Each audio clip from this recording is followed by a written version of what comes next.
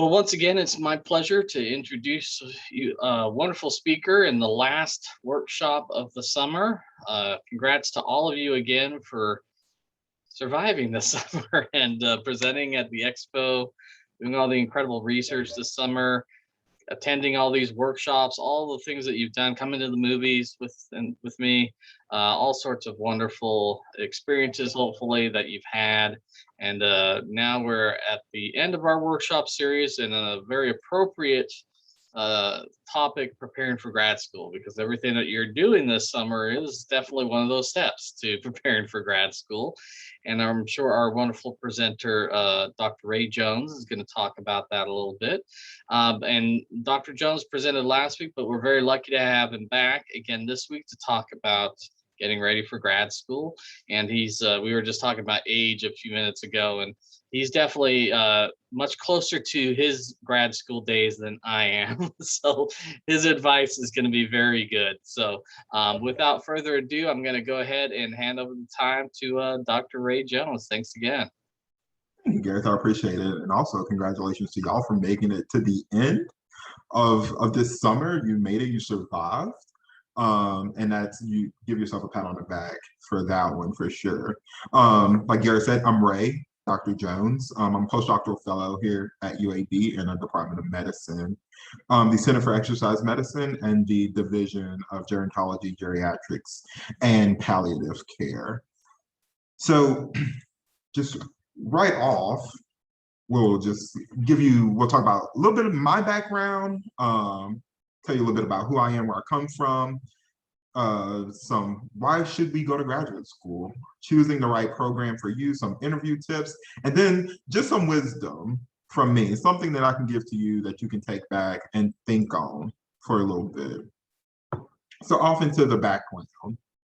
So I am originally from a small town in Louisiana. I graduated high school in 2011, and then I went over to Southeastern Louisiana University, actually on an academic and a music scholarship. And I spent my first year there as a music major, majoring in French horn performance. About a year or so in, I switched majors to exercise science, kinesiology, because I thought, like every other kinesiologist, every other exercise scientist, that I wanted to be a physical therapist. So I did all the things to become a physical therapist. And I'm sure some of you all who are interested in the health professions know, like, all the prereqs, all of the clinical observation hours, things like that. I worked, and my time, I think I have a little bit of a different trajectory to get to where I am now than from what you'll hear. So my program at Southeastern was clinically based, right? So it was a clinical exercise physiology program. And then within that, I just knew, like I mentioned, I wanted to go to physical therapy school. I applied to physical therapy school, and I actually got in to physical therapy school, went through that entire process, and I actually went 3 months to PT school at LSU in New Orleans. And I did not like it. And so I pursued a master's degree also at Southeastern Louisiana University in health and kinesiology. And that is where my love for research happened. And after my time at Southeastern in my master's program, I was kind of up in the air whether or not I wanted to pursue the PhD, because that was not something that I had planned for my life at the time, or pursue job opportunities. So I did both, and I ended up getting a job opportunity and accepted into a PhD program. And I chose to pursue the PhD. And I did my PhD in exercise physiology at the University of Southern Mississippi, underneath Dr. Stephanie McCoy. My focus was in cardiovascular physiology, and then cardiovascular disease epidemiology and public health. I was able, fortunately, to do a pre-doctoral fellowship working with the Jackson Heart Study at the University of Mississippi Medical Center. And from there, I realized that I needed to pursue a postdoctorate degree or postdoctorate fellowship to gain more experience in aging. And I am here now at the University of Alabama at Birmingham at the Center for Exercise Medicine, focusing on healthy brain aging. So the cardiovascular contribution to brain aging and looking at neurological and neuroimaging biomarkers and how that can affect aging. So now on to you, right? So why graduate school? I like things to be a little interactive. So what's the purpose of graduate school? Can anyone tell me? Chime in, please unmute yourself and tell me, what do you think the purpose of graduate school is? Any person. To get a more specialized knowledge in your respective field. Excellent. Anybody else? Please.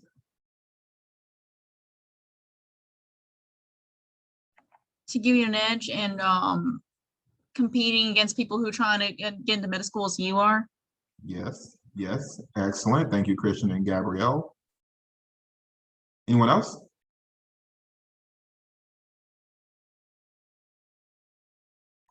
That's fine. Moving on. So purpose of graduate school, I have like a couple things, right? So it's prepare you for your chosen career, right? You can master techniques, develop some independence, develop some research skills, some clinical skills as well. You can build those credentials up. What's something that graduate school is not for? Right? It's not a purgatory for some pre-professional schools, right? A lot of people take that and then use graduate school as like a bouncing platform into some pre-professional programs.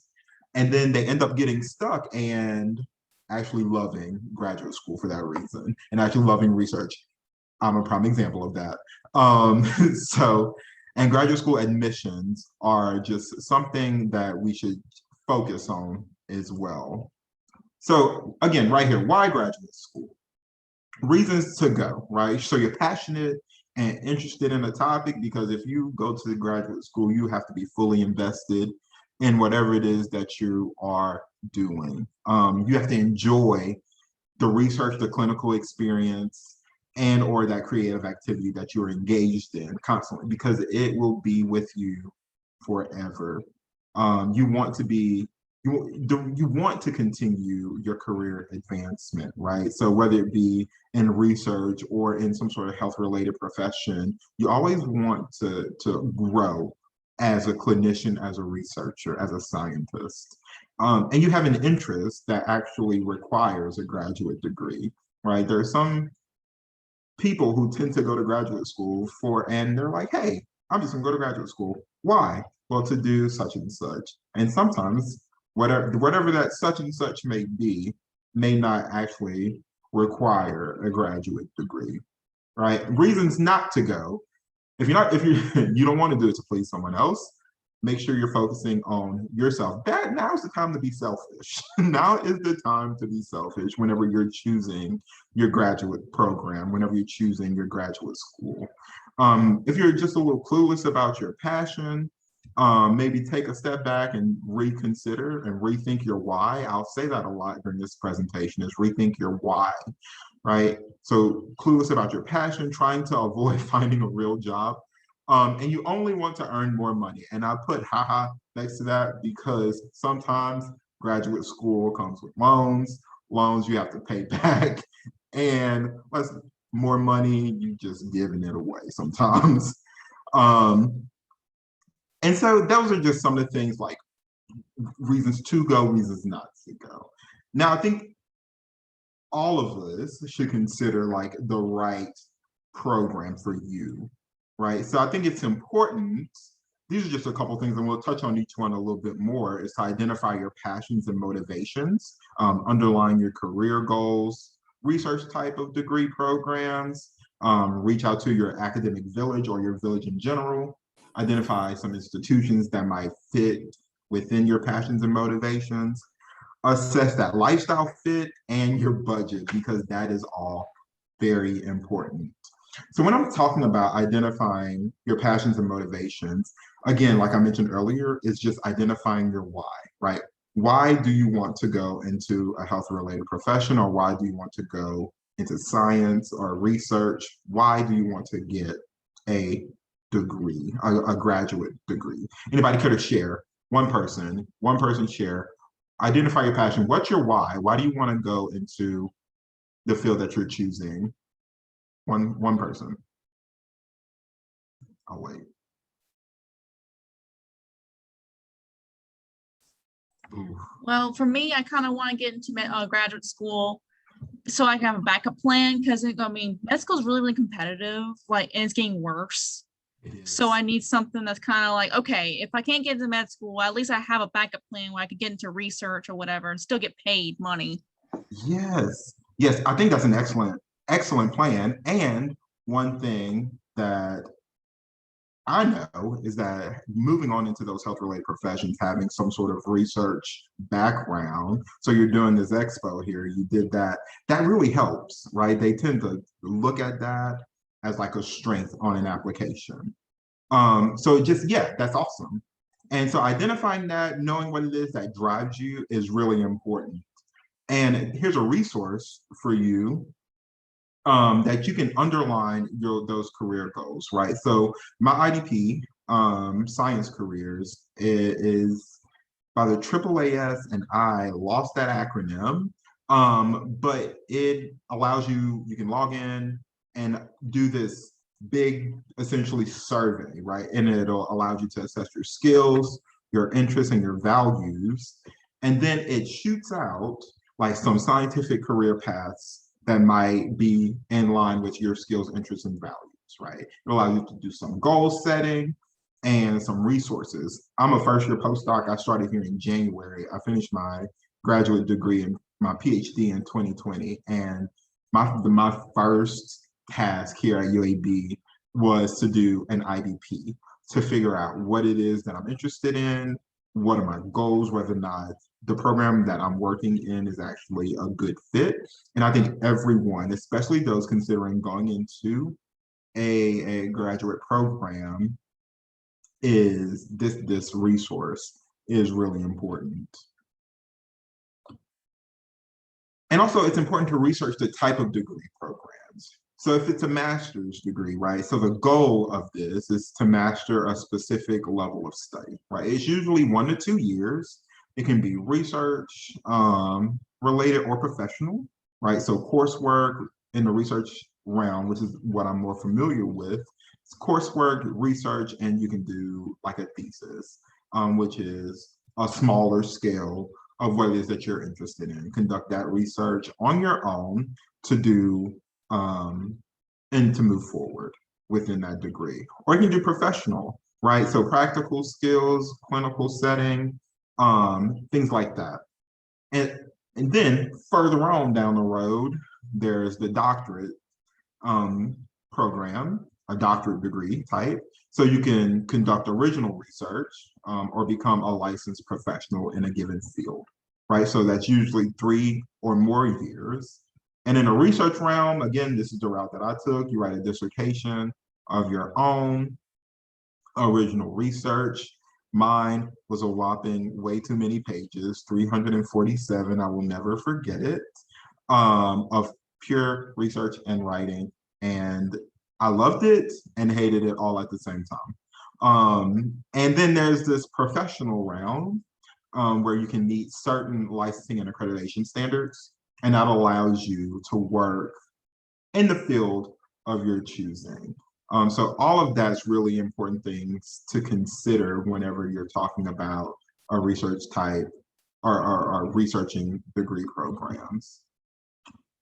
And I think it's also important to reach out to your village, right? I call them my village.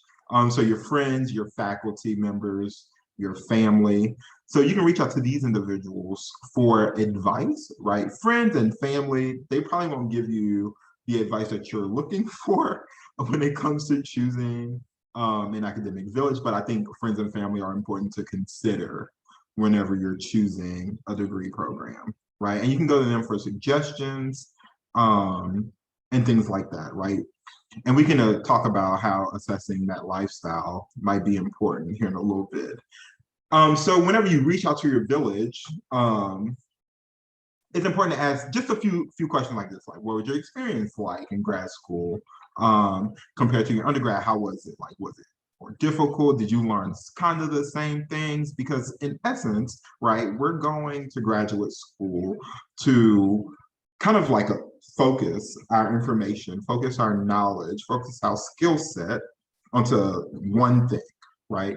So you don't want it to be very similar to your undergraduate degree. If you can, it's important to see like, cool, for me, for example, I did not follow this. However, my undergraduate degree was in exercise science. My master's degree was in health and kinesiology. So I had a worksite health promotion aspect to it. So things like that. So like if you're a biology major, you know, potentially consider moving on into a biomedical sciences field or a graduate program in biomedical sciences or chemistry. Sorry guys, sorry for all the chemists out there. It's not my favorite. And so those are things to consider. And what do you enjoy or find most rewarding and challenging about your profession, right? So those things are really important because that's what you'll be doing, right? If you don't find it rewarding and challenging, then you'll get tired and you'll get bored very easily, because as a student and especially as a graduate student, burnout is very real. And I think it's important that if you find something that you're interested in and that you've locked onto, that is something, again, that you're passionate about, that is part of your why, okay? And so another one to ask, why did you decide that you wanted to pursue a career in research medicine, dentistry, whatever it is? And how did you pick your specific topic and field? Right, so one person share with me, why did you want to pursue a career in whatever it is that you're choosing? Just one person who would like to do that. One person, not one person. Why did you choose to pursue a career in research medicine, dentistry, whatever it is that you're choosing? Nope. I want to beat the crap out of COVID. Yeah. Yes, absolutely. Absolutely. And I think that is a fantastic one. Fantastic, especially even more so now than ever. And so again, so those things are important to consider, right? Giving back, helping other people, save lives. You know, what skills do you think are most necessary for success in your profession? Experiences in your undergrad do you feel best prepared you to go into your fields, right? Because if we're going into a health-related profession, typically those experiences in undergrad are just a stepping stone into what you'll get into in your graduate degree, right? I am a huge backer behind, like, you have to get like some clinical experience, some sort of observation skills, so that you know, like, cool, this is what I want to do because I've seen XYZ do this. And if they can do it, I want to be just as good, if not better, than them. So I think that's what's important as well. And then lastly, we can based on their interests, can you suggest any individuals I should contact for any more information? That is a big one. So that last one is huge, right? Because we're going into graduate school. It's all, I hate to say this, it's all about who you know, right? It's all about who you know and the information that you have going in to this these interviews, right? So that's important. So once we have, you know, all of that information, I think it's now time to identify some institutions, right? So we have our network, we can network, our interests and rankings. So based on those things, we can generate a list of places. And here are some things that we should focus on, right? Academics. Is the program reputable? Is it a good program, right? Are there research opportunities, clinical opportunities, things like that? Because we need all of those things to make ourselves more well-rounded as a graduate student, right? Are there any mentoring opportunities? Because it's important that we not only learn from our mentor, but that we are able to take our knowledge and give it to little mentees as well, right? Class formats, if that's a thing, whether or not it's virtual or in person, especially now, sometimes that's a deal breaker for some people. Length of the program, whether or not you're going full-time or part-time, that's important as well. And then average class size, especially for those of us who like hands-on, who like some one-on-one attention, average class size is really important. Admissions, so application deadlines. So I know what MCAT deadline should be coming up soon. I know physical therapy, so the PT-CAS deadlines are, I think it's in October maybe, and they start interviewing in December or January. So those, make sure you know those application deadlines, test scores, the MCAT, GMAT, GRE, all of those things, LSATs, whatever it is that you plan on, where you plan on going, make sure you know the minimum requirements. Don't say, if I have this GPA, let's see what this happens. Minimum requirements, this is what I need, and we're gonna go for the gusto. GPA is important. Obviously, I don't need to tell you that. Your interviews are the thing, right? Because that's the time that the admission staff get to actually see you, see who you are, see how you interact with other people. And just a little tidbit, so whenever I did my physical therapy school interviews, we had a one-on-one interview first, and then we had a group interview, right? So I was in a room with 4 other people and they were asking us questions, right? So you not only have to think on your feet, but you also have to be unique enough to where your answer is not the same as the person next to you. And that can be difficult sometimes. So you just have to be ready and be prepared for anything and actually look to see how the program that you're interested in, how do they do their interviews? Because I knew going in to my physical therapy interviews that there was a group interview. So you can prepare some questions for that. And then any other admission requirements mostly require a personal statement, letters of recommendation,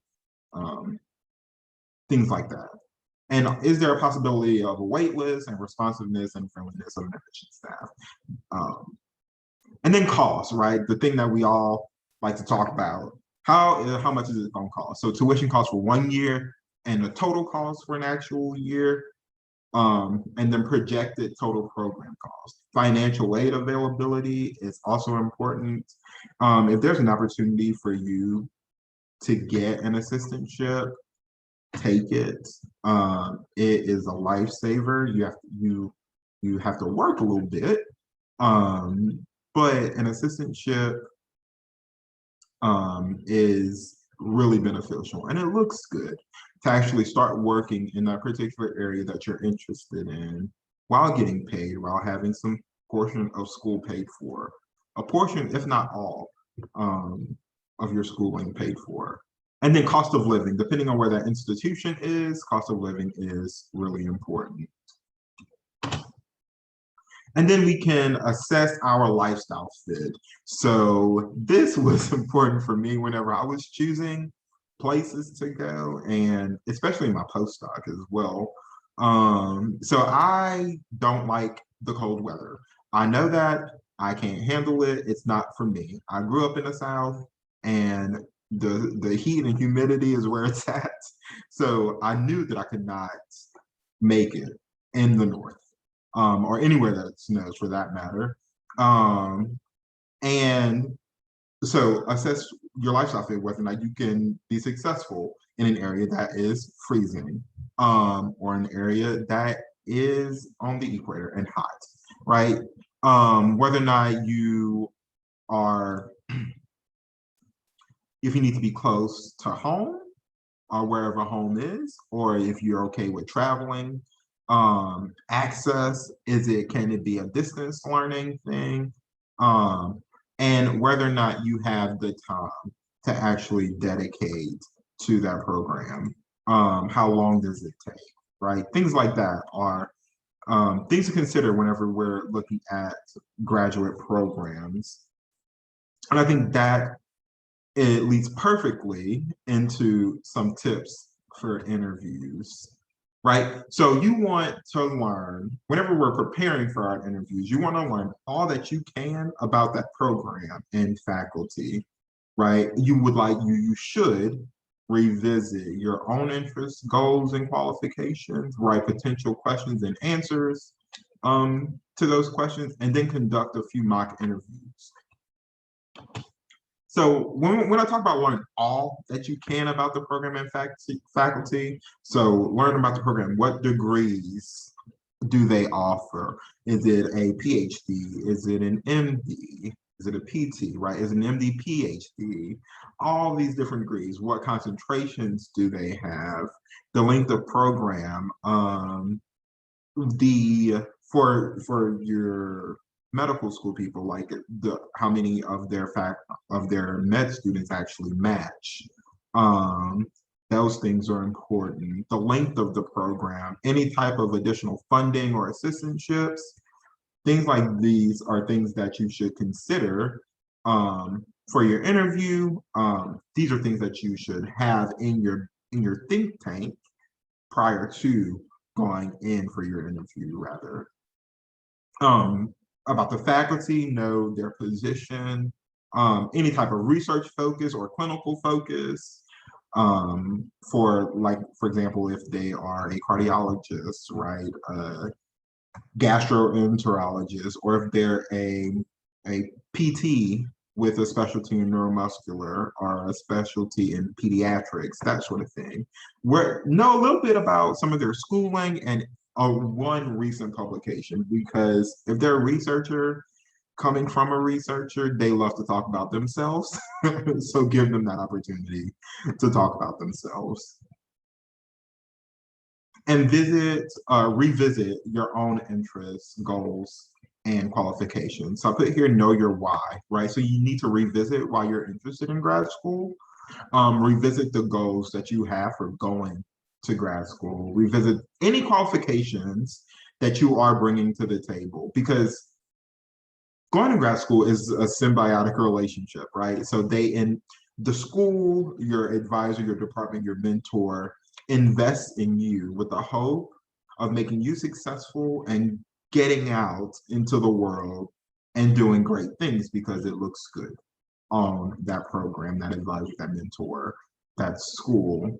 And you are investing in them with the hopes of being taught all things possible to actually go out and be great, right? So you want to know your qualifications. I'm qualified to do this because X, Y, and Z. I'm qualified for this, but I'm missing one thing. And I think this program is beneficial for me in that sense. So that's important. Some potential questions and answers. We all hate this one question, right? So tell me about yourself. First question that I've ever gotten, that I've always gotten on an interview. Tell me a little bit about yourself. And then you freeze up because you're like, oh, I don't know. I mean, I know all things about myself. What do you want to know? So that is the first question, almost every interview. Tell me a little bit about yourself. Your career goals, both short and long term. Any research interests or clinical interests. Tell me about a time that you failed. This one always gets people because they're like, I mean, I didn't fail. I'm this person. No, tell them about a time that you failed because they want to know that you're human, right? They want to know that you have failed and then you've made your way back into this interview room with them. What would you consider to be your greatest accomplishment?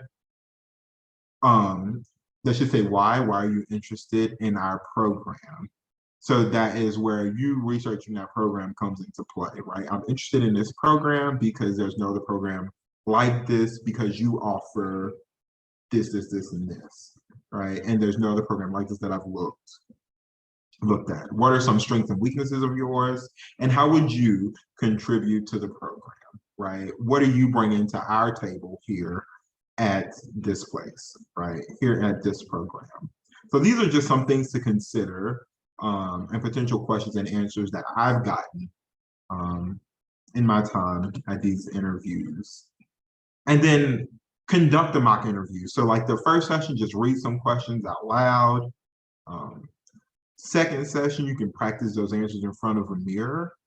And then your third session, just meet with your village to practice, right? So you can practice with friends, practice with family. However, I would strongly suggest practicing with people who have given these interviews before, who have been on interviews like yours before. So practice with your professors if they're available, your mentors, your advisors, any type of person who's already in the field that you're trying to go in. If you have, that's where networking comes in. So if you have a good relationship with them, ask them to sit in on a mock interview with you whenever it comes to preparing for these graduate interviews. And then I'll finish it up with a little bit of wisdom. Sorry, this one. So, it's always easy to see,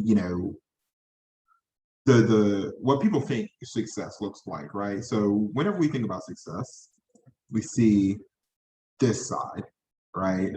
This is what we think of immediately. However, it essentially looks like this, right? So the journey to graduate school and to the profession that you're trying to go in is going to be filled with stress, imposter syndrome, feelings of not belonging, burnout, feelings of self-discovery, essentially just trial and error. And it will continue to be that way. You have to adopt a way of thinking. And that's where this figure comes from. That we see a successful person and it just looks like they became successful overnight. But again, there's many trials and tribulations that they went through in order to get to where they are. So that trajectory is a little all over the place, right? It's a little crazy. And I'll give you a funny example. I am a physiologist by training. And I had to take a lot of chemistry, which is also why I despise chemistry. I do vascular research, right? So I look at the vessels and how they interact with the environment around them in response to some perturbation, right? But in undergrad, I had to take organic chemistry and it was the worst time of my life. It was horrible. I feel like I cried every night. And anytime someone sees like gosh, I'm gonna say it. Anytime one of my friends sees like a TikTok of someone complaining about organic chemistry, they send it to me because they know the struggle that I went through to make it out of organic chemistry alive. So that is one thing that you should know. And now I'm here and I do some biochemistry work. So who would have thought? And then I'll leave you with this. If you don't go after what you want, you'll never have it. If you don't ask, the answer is always no. If you don't step forward, you'll always be in the same place. And lastly, you're capable. Will it be easy? No. Will it be fun? Most of the time, but it will 100% be worth it. Thank y'all. Appreciate it. That was great, Ray. Thank you so much. I absolutely love that. So much great advice, some real down-to-earth advice. I love your map of success. It reminds me of one of the best pieces of advice I got in grad school in film studies. It was a screenwriter who came out from Hollywood, and he had a wonderful screenplay, but he'd also written over like many years, 20 other screenplays. And someone that he bumped into at a party in Hollywood, one of those typical cliche things. And they bumped him. They said, "Hey, do you have a screenplay?" And he said, "Oh yeah, I've got this screenplay." They said, "Well, what else do you have?" And if he hadn't over the years written all these other things, and if he had put everything in one bucket, he would have failed at that moment. But because he had done all these other things along the way and failed before, but kept trying and kept writing and writing and writing, so that he was not an overnight success, even though it appeared he was, right? Yeah. You know, because it's the first sold screenplay did really well. But if he hadn't written all of these others and failed and had all that there as part of his life experience, he never would have gotten to where he was. So I really enjoyed that part of it and that. So, but yeah, let's open it up to the floor to see if any of these wonderful students who've been presenting all week and doing great research over the summer, if they have any questions or comments for you. You can drop it in the chat if you'd like. Trying to see if there are any specific ones there. Again, if you joined us a little bit late, you can also make sure to drop your name and your program in there. But let's see, I just want to make sure I'm not walking over anyone. Any questions from our audience? Lots of compliments in the chat. Thank y'all. Appreciate it. Thank you for your talk. It's really inspiring to hear someone who hated organic chemistry have a PhD today. Yeah. Yes. I was gonna Yeah. say, as soon as you start talking about it, I'm like, oh, we're gonna have a lot of people relating to that. It was horrible. And I don't know if it's funny or cruel that people send you TikToks of that, but Oh yeah. Oh yeah. thank you, Izzy. Good comment there. Any other questions or other comments for Dr. Jones? Dr. Ray Jones, not me. Do you actually have any suggestions on how to answer the tell me about yourself question? Yes. So what I do now, I have this just a quick elevator pitch, right? So it's usually like how I was taught is like, cool, you get on this elevator with the person, you only go on one floor, tell them about yourself in that one floor. So I initially had it written down in like a script format, but just know that that question is coming. And if you can say it in about 45 seconds to a minute, that's all you need. That's all you need. I think that's the key, right? Because we can go on forever about ourselves, but they just want to hear just like a quick introduction. My name's such and such. And also remember that they have all of your information already. So what you tell them, they already know. My name is such and such. I did my undergraduate degree here, and I am interested in this graduate program because blah, blah, blah. Thank you. Yeah, that's a very good question. So yeah, if you can do like a quick elevators 45 seconds to a minute, that'll be it. I might just add just a little bit. I talk to students a lot about writing personal statements, and I talk about the hook. And I think that's the same thing with this elevator speech with someone. You want them to be interested and want more. Leave them wanting more, not wanting less, right? Yes. So, you can come up with just some basic quick things to tell people that they know you very quickly. Like I always say, I'm Gareth Jones, I'm from Utah, but I'm not Mormon.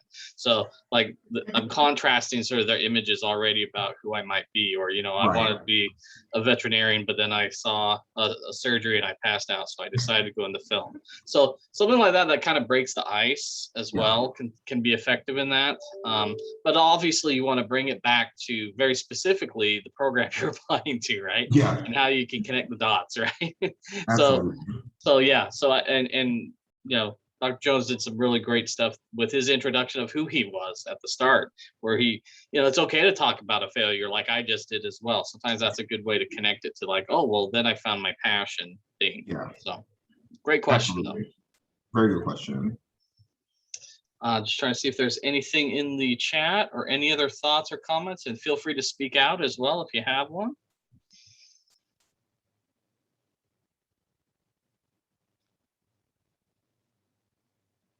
I embrace the silence of the the Zoom. That's okay. All right. Well, I just want to thank you again so much, Dr. Jones. That was fantastic. I really enjoyed that. One of the best I've heard on that. And thank you for your time and spending this, sharing your knowledge and your wisdom with this group of undergraduates who've been with us this summer. So thank you all as well to coming to these workshops and hopefully gaining some knowledge. It's been a real pleasure to talk to you this whole summer, and I wish you the best with the remainder of the expo. And again, we are here. You can shoot us emails if you have any questions later on. I'm happy to answer those. I know Dr. Jones, I think you gave yours out last week. Actually, I'll put it in the chat again. Yeah, we're happy to answer questions later too if they come to you later. So again, thank you all for being here, and have a wonderful day. Thanks again. Have a good one.